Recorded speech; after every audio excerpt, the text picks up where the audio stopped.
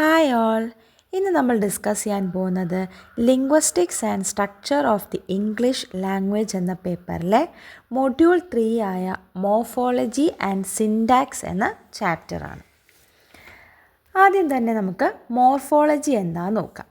Morphology എന്ന് പറഞ്ഞാൽ it is the systematic study of internal organisation of morphemes and word formation. മോർഫീംസുകളെക്കുറിച്ചും word ഫോർമേഷൻസിനെ കുറിച്ചിട്ടുമുള്ളൊരു സിസ്റ്റമാറ്റിക് സ്റ്റഡിയാണ് നമ്മൾ മോർഫോളജി എന്ന് പറയുന്നത്. ഇനി മോർഫീംസ് എന്താണെന്ന് നോക്കാം. Morphemes smallest meaning unit in a language. നമുക്ക് ഈ മോർഫീംസിനെ മൂന്നായിട്ട് ക്ലാസിഫൈ ചെയ്യാനായിട്ട് പറ്റും. Lexical and grammatical morpheme, free and bound morpheme, roots and affixes. ഇതാണ് മോർഫീംസിൻ്റെ 3 ക്ലാസിഫിക്കേഷൻസ്. ഇനി ഈ മൂന്നും എന്താണെന്ന് നോക്കാം. ലെക്സിക്കൽ മോർഫീംസ് എന്ന് പറഞ്ഞാൽ മോർഫീംസിനൊരു മീനിങ് ഉണ്ട്, അവർക്കൊരു സ്വന്തമായ ഒരു എക്സിസ്റ്റൻസും ഉണ്ട്.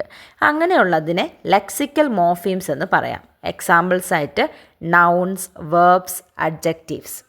ഇനി ഗ്രാമാറ്റിക്കൽ മോർഫീംസ് എന്ന് പറഞ്ഞാൽ മീനിങ് ഇല്ല, നമ്മളതിനെ ഗ്രാമാറ്റിക്കൽ യൂസിന് വേണ്ടി ഉപയോഗിക്കുന്നതിനാണ് ഗ്രാമാറ്റിക്കൽ മോർഫീംസ് എന്ന് പറയുന്നത്. പ്രിപ്പോസിഷൻ, ആർട്ടിക്കിൾസ്, കൺജങ്ഷൻ ഇതൊക്കെയാണ് ഗ്രാമാറ്റിക്കൽ മോർഫീംസിൻ്റെ എക്സാമ്പിൾസ്. ഇനി അടുത്തത് free morpheme, bound morpheme. Free morphemes എന്ന് പറഞ്ഞാൽ morphemes that can exist independently, സ്വന്തമായിട്ട് ഇങ്ങനെ നിൽക്കാൻ പറ്റുന്നവ, അതിനെയാണ് ഫ്രീ മോർഫീം എന്ന് പറയുന്നത്.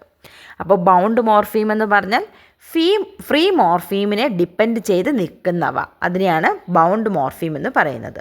ഇപ്പോൾ ഒരു എക്സാമ്പിൾ നോക്കാം. പ്ലാനിങ്, അതിൽ പ്ലാൻ എന്ന് പറഞ്ഞാൽ ഫ്രീ മോർഫീമാണ്.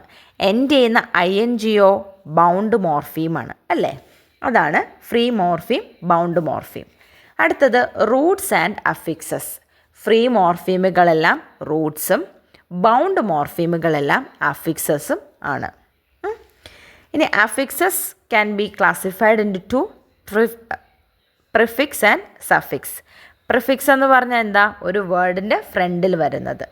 സഫിക്സ് എന്ന് പറഞ്ഞാൽ ആ ഒരു സ്റ്റെം വേർഡിന് ശേഷം ആഡ് ചെയ്യുന്നത്. ഒരു എക്സാമ്പിൾ നോക്കാം. അൺനോയിങ്ലി, അതിൽ നോ എന്ന് പറയുന്ന സ്റ്റെം വേർഡാണ് അല്ലേ.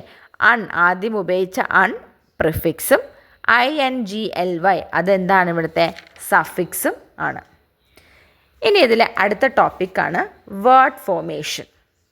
Word formation means the way in which words are formed. Words form ചെയ്യുന്ന ആ ഒരു വേ ആണ് നമ്മൾ വേർഡ് ഫോർമേഷൻ എന്ന് പറയുന്നത്. ഇംഗ്ലീഷിൽ വേർഡ് ഫോർമേഷന് കുറച്ച് മെത്തേഡ്സ് ഉണ്ട്. About 10 methods. ഏതൊക്കെയാണെന്ന് നോക്കാം. കോമ്പൗണ്ടിങ്, ഡെറിവേഷൻ, കൺവേർഷൻ, എക്കോയിങ്, clipping, acronymy, blending, back formation, antonomasia, reduplicative. ഇത്രയാണ് 10 methods of word formations in English. അത് ഓരോന്നും എന്താണെന്ന് നമുക്ക് നോക്കാം. കോമ്പൗണ്ടിങ് എന്ന് പറഞ്ഞാൽ it is a process of word formation by adding a base form to another. ആ ഒരു വേർഡിലൂടെ ഒരു ബേസ് ഫോം ആഡ് ചെയ്യുന്നതിനെയാണ് നമ്മൾ കോമ്പൗണ്ടിങ് എന്ന് പറയുന്നത്. അടുത്തത് ഡെറിവേഷൻ. ഡെറിവേഷൻ എന്ന് പറഞ്ഞാൽ അഫിക്സേഷൻ തന്നെയാണ്, പ്രിഫിക്സും സഫിക്സും ആഡ് ചെയ്യുന്നത്. അതിനാണ് നമ്മൾ ഡെറിവേഷൻ എന്ന് പറയുന്നത്. അടുത്തത് conversion means when the same word is used as different class. ഒരേ വേർഡ് തന്നെ ഡിഫറെൻറ്റ് ക്ലാസ്സസിലായിട്ട് ഉപയോഗിക്കുന്നതാണ് കൺവേർഷൻ. അടുത്തത് എക്കോയിങ് or onomatopoeia means the process of imitating the sounds of the word. വേർഡിൻ്റെ sound, example roar, hiss, quack അതുപോലെയുള്ള സൗണ്ട്സിൻ്റെ imitation. Next clipping means shortening of a word. നമ്മളിപ്പോൾ മാത്തമാറ്റിക്സ് എന്ന് എഴുതുന്നതിന് പകരം മാത്സ് എന്ന് എഴുതുന്നു. ലബോറട്ടറിക്ക് പകരം ലാബ് എന്ന് യൂസ് ചെയ്യുന്നു. അതാണ് ക്ലിപ്പിംഗ്. നെക്സ്റ്റ് റെഡ്യൂപ്ലിക്കേറ്റീവ് മീൻസ് രണ്ടിൽ കൂടുതലോ ഐഡൻറ്റിക്കൽ വേർഡ്സിനെ അടുത്തടുത്ത് യൂസ് ചെയ്യുന്നതാണ് റെഡ്യൂപ്ലിക്കേറ്റീവ്. എക്സാമ്പിളായിട്ട് see, saw, tip, toe. Okay. Next acronymy means process of forming a new word by selecting the first alphabet from the phrase. Member of Parliament, അതിൽ നിന്നും നമ്മൾ MP എന്ന് ഉപയോഗിക്കുന്നത്. അപ്പോൾ ഒരു വേർഡിൽ നിന്നും ഷോർട്ട് ചെയ്തിട്ട് അതിന് ഫസ്റ്റ് ആൽഫബറ്റ്സ് മാത്രം എടുക്കുന്നത്. നെക്സ്റ്റ് ബ്ലെൻഡിങ് ബ്ലെൻഡിങ് മീൻസ് രണ്ട് വേർഡിൻ്റെ കുറച്ച് ഭാഗങ്ങളെടുത്തൊരു new word. When two words are fused into one to make a single word. ഇപ്പോൾ ഇൻഫോറ്റെയിൻമെൻറ്റ് എന്ന വേർഡ് എന്തിൻ്റെയൊക്കെ കോമ്പണൻസ് ആണ്? ഇൻഫോർമേഷൻ പ്ലസ് എൻ്റർടൈൻമെൻ്റ് ആണ് infotainment. It is blending. Next, back formation. ഒരു വേർഡിനെ മറ്റൊരു വേർഡിൽ നിന്നും ഫോം ചെയ്തെടുക്കുന്നത്. ഇപ്പോൾ എഡിറ്റർ, അതിൽ നിന്നും എഡിറ്റ് എന്ന വേർഡ്. ടെലിവിഷനിൽ നിന്നും ടെലിവൈസ്. ഗ്രീഡിയിൽ നിന്നും ഗ്രീഡ്, അതാണ് back formation. Next, antonomasia means this is a process where a noun, verb or adjective is formed from name of a person or a place. പേഴ്സൻ്റെയോ പ്ലേസിൻ്റെയോ ഇതിൽ നിന്നും ഉണ്ടായി വരുന്ന നൗണോ വേർബോ അഡ്ജക്റ്റീവോ. എക്സാമ്പിളായിട്ട് Platonic from Plato, boycott from captain Boycott. ഇതൊക്കെയാണ് ഓട്ടോണോമാസിയയുടെ എക്സാമ്പിൾ. അപ്പോൾ ഇത്രയാണ് വേർഡ് ഫോർമേഷൻ്റെ 10 മെത്തേഡ്സ് എന്ന് പറഞ്ഞത്. ഇനി നമുക്ക് ഫോം ക്ലാസ് എന്താ, ഫങ്ഷൻ ക്ലാസ് എന്താ നോക്കാം. ഫോം ക്ലാസ്സും ഫങ്ഷൻ ക്ലാസ്സും നമ്മൾ വേർഡ്സിനെ രണ്ടായിട്ട് ഡിവൈഡ് ചെയ്യുന്നതാണ് ഫോം ക്ലാസ് എന്നും ഫങ്ഷൻ ക്ലാസ് എന്നും. അതിലാദ്യം ഫോം ക്ലാസ് എന്താണെന്ന് നോക്കാം. ഫോം ക്ലാസ് മീൻസ് സെമാൻറ്റിക്കലി റെലവൻറ്റുമാണ്, മീനിങ് ഫുള്ളുമായിട്ടുള്ളതാണ് ഫോം ക്ലാസ്. അതിനെ ഫുൾ വേർഡ്സ് എന്ന് പറയാം. നമുക്കതിൽ നൗൺസ്, വേർബ്സ്, അഡ്ജക്റ്റീവ്, ആഡ്വേർബ്സ് എല്ലാം ഫോം ക്ലാസ്സിൻ്റെ കാറ്റഗറിയിൽ വരുന്നതാണ്. ഫോം ക്ലാസ് വേർഡ്സ് അൺലിമിറ്റഡ് ആണ്, ഇഷ്ടമാതിരി ഉണ്ട്. ഇനി ഫങ്ഷൻ ക്ലാസ്സോ, അവർ ഗ്രാമാറ്റിക്കലി റെലവൻ്റ് ആയിരിക്കും, but they didn't contain meaning ഇല്ലാത്തവയാണ്. അതിനെ എംപ്റ്റി വേർഡ്സ് അല്ലെങ്കിൽ സ്ട്രക്ചർ വേർഡ്സ് എന്ന് പറയാം. ഇനി ഇതിൽ വരുന്നതാണ് articles, demonstrative, preposition, auxiliaries, conjunctions ഒക്കെ ഇതിൽ വരുന്നതാണ്. Next, syntax. അപ്പോൾ ഇത്രയും നേരം നമ്മൾ പറഞ്ഞത് മോർഫോളജിയിൽ വരുന്ന ടോപ്പിക്സുകളായിരുന്നു. ഇനി ഇതിൻ്റെ അടുത്ത പോർഷനാണ് syntax. Syntax means arrangement of words and phrases to create a sentence in a language. ഒരു സെൻറ്റൻസ് ക്രിയേറ്റ് ചെയ്യാൻ വേണ്ടിയിട്ട് നമ്മൾ വേർഡ്സിനെയും ഫ്രേസസിനെയും ആയിട്ടുള്ള അറേഞ്ച്മെൻറ്റിനെയാണ് സിൻടാക്സ് എന്ന് പറയുന്നത്. It is A branch of linguistics. ഇനി നമുക്ക് സെൻറ്റൻസിനെ 3ആയിട്ട് ക്ലാസിഫൈ ചെയ്യാം: simple, compound, complex. Simple sentence എന്ന് പറഞ്ഞാൽ ഒരു ഇൻഡിപെൻഡൻറ്റ് ക്ലോസ് ഉണ്ടാവും, ഒരു സബ്ജക്റ്റ് ഉണ്ടാവുന്നു, ഒരു വേർബ് ഉണ്ടാവുന്നു. Example, they are dancers. ഇനി അടുത്തത് കോമ്പൗണ്ട് സെൻറ്റൻസ് എന്താണെന്ന് നോക്കാം. അതിൽ 2 ഇൻഡിപെൻഡൻറ്റ് ക്ലോസ് ഉണ്ടാവും, അവരെ കണക്ട് ചെയ്യുന്ന ഒരു കൺജങ്ഷനും ഉണ്ടാവും. Example, I wrote a letter to the editor but there was no result. I wrote a letter to editor ഒരു ഇൻഡിപെൻഡൻറ്റ് ക്ലോസ് ആണ്. ദെയർ വാസ് നോ റിസൾട്ട് മറ്റൊരു ഇൻഡിപെൻഡൻറ്റ് ക്ലോസ് ആണ്. അതിനെ രണ്ടിനെയും കൂടെ കണക്ട് ചെയ്യുന്ന ബട്ട് എന്ന കൺജങ്ഷൻ ആണ്.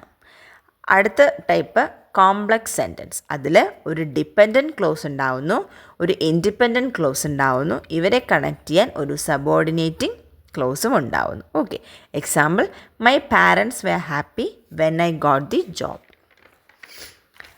ഇനി next, traditional grammar and its drawbacks എന്തൊക്കെയാണെന്ന് നോക്കാം. ട്രഡീഷണൽ ഗ്രാമർ മീൻസ് 20th സെഞ്ച്വറിക്ക് മുന്നേ തന്നെ ഗ്രാമാറ്റിക്കൽ അപ്രോച്ചസിനെയാണ് നമ്മൾ ട്രഡീഷണൽ ഗ്രാമർ എന്ന് പറയുന്നത്. യൂറോപ്പ്, അമേരിക്കയിലൊക്കെയാണ് ഈ ട്രഡീഷണൽ ഗ്രാമർ സ്റ്റഡീസ് നടന്നിരുന്നത്. 8 പാർട്സ് ഓഫ് സ്പീച്ചൊക്കെ ട്രഡീഷണൽ ഗ്രമേറിയൻസ് കൊണ്ടുവന്ന കോൺസെപ്റ്റ്സ് ആണ്. ഓക്കെ, ട്രഡീഷണൽ ഗ്രാമറിൽ നമുക്ക് അവരുടെ ഡ്രോബാക്സ് ആയിട്ട് they focus only on written language. അവർ ignored the spoken form. അവരെപ്പോഴും ലാറ്റിൻ ലാംഗ്വേജസിനായിരിക്കും ഇമ്പോർട്ടൻസ് കൊടുത്തിട്ടുണ്ടായിരിക്കുക. ലാറ്റിൻ ലാംഗ്വേജിന് ഇമ്പോർട്ടൻസ് കൊടുക്കുന്നതിന് ആ ഒരു ഫോൾട്ടിനെ നമ്മൾ ലാറ്റിനേറ്റ് ഫാലസി എന്നാണ് പറയുന്നത്. പിന്നെ they didn't consider each language separate. ഓരോന്നും സെപ്പറേറ്റ് ആയിട്ടൊന്നും അവർ കാണത്തില്ല. അവരെല്ലാത്തിനെയും കൂടെ ഒറ്റൊരു യൂണിവേഴ്സൽ ഗ്രാമർ റൂൾ കൊണ്ടുവരാനാണ് നോക്കിയത്. അതിനെ ലോജിക്കൽ ഫാലസി എന്ന് പറയാം. അപ്പോൾ ഇതൊക്കെ ഒരു ട്രഡീഷണൽ ഗ്രാമറിൻ്റെ ഡ്രോബാക്സ് ആണ്. ഇനി ഇതിലെ നെക്സ്റ്റ് ടോപ്പിക്കാണ് ICA, an important topic. Okay, immediate constituent analysis എന്നാണ് അതിനെ പറയുന്നത്. ഇതിൽ ഒരു സെൻറ്റൻസിനെ ബ്രോക്കൺ ചെയ്ത് സ്മോളർ യൂണിറ്റ്സ് ആക്കുന്നതാണ് ICA എന്ന് പറഞ്ഞത്. അപ്പോൾ ഡിവൈഡ് ചെയ്ത ഓരോ സെൻറ്റൻസിനെയും നമുക്ക് എന്തെന്ന് പറയാം? ഇമ്മീഡിയറ്റ് കോൺസ്റ്റുവൻസ് എന്ന് പറയാം. അത് നമുക്ക് ആ ഒരു ഡിവിഷൻ ചെയ്യുന്നത് ഒരു ട്രീ ഡയഗ്രാം പോലെയാണ് ആ ഡിവിഷൻ ചെയ്യുന്നത്. എന്നിട്ട് നമുക്ക് ലാസ്റ്റ് കിട്ടുന്ന ആ പാർട്ടിനെ നമ്മൾ അൾട്ടിമേറ്റ് കോൺസ്റ്റുവൻസ് എന്ന് പറയുന്നു. ഇപ്പോൾ ഒരു എക്സാമ്പിൾ നോക്കാം. The girls played eagerly. അതിനെ നമുക്ക് ദ ഗേൾസ് പ്ലേഡ് ഈഗർലി രണ്ടായിട്ട് ഡിവൈഡ് ചെയ്യാം അല്ലേ. ദ ഗേൾസിനെ വീണ്ടും ക്ലാസിഫൈ ചെയ്യാം ദ ഗേൾസ്. ഗേൾസ് വീണ്ടും ക്ലാസിഫൈഡ് ആണ് ഗേള് എസ് അല്ലേ. അപ്പോഴാണ് ആ ഒരു ക്ലാസിഫിക്കേഷൻ അവിടെ തീരുന്നത്. പ്ലേഡ് ഈഗർലി ആണെങ്കിലോ പ്ലേഡ് ഈഗർലി രണ്ട് ഇതായിട്ട് ക്ലാസിഫൈ ചെയ്യുന്നു. പ്ലേഡയോ play E D, eagerly eager LY. അപ്പോഴാണത് തീരുന്നത്. അപ്പോൾ നമുക്ക് ലാസ്റ്റ് കിട്ടിയ ഫൈനൽ കോൺസ്റ്റുവൻസ് ആണ് girl S, play ED, eager LY. ഇത്രയും ടേംസ് ഇതിനെ പറയുന്നതാണ് അൾട്ടിമേറ്റ് കോൺസ്റ്റുവൻസ് എന്ന്. ഇതിൻ്റെ വേറൊരു എക്സാമ്പിളും ടെക്സ്റ്റിലുണ്ട്, നോക്കാം. ഇനി ഈ ഒരു ICയുടെ അൾട്ടിമേറ്റ് പേർപ്പസ് എന്ന് പറഞ്ഞാൽ to compare and understand the constituents ആണ്. ICA could be done through only tree diagram or by using vertical lines or brackets. Next ഈ ICAക്ക് കുറച്ച് ലിമിറ്റേഷൻസ് ഉണ്ട്. They are overlapping, ambiguity, lack of context, limited scope, subjectivity. ഇതൊക്കെയാണ് ICAയുടെ limitations എന്ന് പറഞ്ഞാൽ. ഇനി നോം ചോംസ്കി നമുക്കറിയാവുന്ന ഒരാളാണ് അല്ലേ. ലിംഗ്വിസ്റ്റിക്സിലൊക്കെ ഒരുപാട് ഇൻഫ്ലുവൻസ് കൊണ്ടുവന്ന അല്ലെങ്കിൽ ഒരുപാട് കോൺട്രിബ്യൂഷൻസ് കൊണ്ടുവന്ന ആളാണ് നോം ചോംസ്കി. നോം ചോംസ്കി കൊണ്ടുവന്നൊരു കോൺസെപ്റ്റാണ് generative grammar in 1950. It refers to a grammar of a specific language that is capable of defining all grammatical construction of the language. അയാൾ ഈ ഒരു കോൺസെപ്റ്റിനെ യൂണിവേഴ്സൽ ഗ്രാമർ എന്നും പറഞ്ഞിട്ടുണ്ടായിരുന്നു. ജനറേറ്റീവ് ഗ്രാമർ പോലെ കൊണ്ടുവന്ന വേറെ രണ്ട് കോൺസെപ്റ്റ്സുകളാണ് ട്രാൻസ്ഫോർമേഷണൽ ജനറേറ്റീവ് ഗ്രാമറും ഫേസ് സ്ട്രക്ചർ ഗ്രാമറും, TGGയും PSGയും. ഓക്കെ, ആ രണ്ട് കോൺസെപ്റ്റ് നോം ചോംസ്കി കൊണ്ടുവന്നതാണ്. ഈ TGG എന്ന് പറഞ്ഞാൽ ട്രാൻസ്ഫോർമേഷണൽ ജനറേറ്റീവ് ഗ്രാമർ. അതിനെ നമുക്ക് 3 കമ്പോണൻസ് ആയിട്ട് തിരിക്കാം. Basic component, transformational component, morphophonemic component. അതിൽ ബേസിക് കമ്പണൻറ്റും മോർഫോഫോണിമിക് കമ്പണൻറ്റും മാൻഡേറ്ററി ആണ്. ട്രാൻസ്ഫോർമേഷണൽ കമ്പണൻറ്റ് ഓപ്ഷണലും ആണ്. ഇനി അടുത്ത കോൺസെപ്റ്റാണ് PSG, ഫേസ് സ്ട്രക്ചർ ഗ്രാമർ. അതിനെ റീറൈറ്റ് റൂൾസ് എന്നും നമുക്ക് പറയാൻ പറ്റും. അതിന് കുറച്ച് ഡ്രോബാക്സുകളുണ്ട്. They didn't say more about native construction in the language. പിന്നെ കൺഫ്യൂഷ് സെൻറ്റൻസിലൊക്കെ PSG വന്നാൽ അത് ഫെയിലാവും. It concentrate only on the phrase. ഇതാണ് PSG. അപ്പോൾ TGGയും PSGയും തമ്മിലുള്ള ഡിഫറൻസ് ആണ് പറഞ്ഞത്. പിന്നെ അതിനൊത്തിരി ലിമിറ്റേഷൻസ് ഒക്കെ ഉണ്ട്. ദെൻ ഇത്രയാണ് ഈ ഒരു തേർഡ് മൊഡ്യൂളിലുള്ളത്. എന്തൊക്കെയാണെന്ന് വെച്ചാൽ ആദ്യം മോർഫോളജി എന്താണ്, പിന്നെ മോർഫീംസിനെ 3ആയിട്ട് ക്ലാസിഫൈ ചെയ്യുന്നു.